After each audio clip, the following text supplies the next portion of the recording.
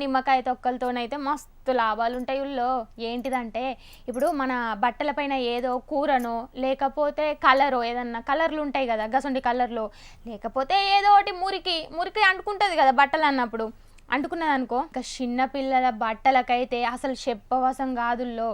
గసొంటప్పుడు మురికంటిన బట్టలకి ఏం చేస్తారు తెలుసా, ఆ బట్టలపైన కాస్త ఉప్పేసి నిమ్మకాయ తొక్కుంటుంది కదా, నిమ్మకాయ పొట్టు తీసి మొత్తం రబ్ చేయాలి.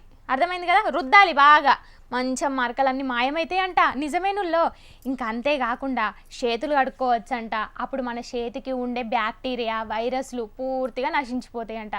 కూడా అంటే మన రూమ్లు ఉంటాయి కదా ఇండ్లల్లో, మన ఇంట్లో రూమ్ కూడా మంచిగా సువాసన రావాలంటే కొన్ని నీటిలో ఒక గిన్నె తీసుకోండి. ఆ నీటిలో మంచిగా కొన్ని సగం నీళ్ళు పోసి అందులో కర్పూరం బిళ్ళలు నిమ్మ తొక్కలు వేసి బాగా మరిగించిండ్రులా. మరిగించిన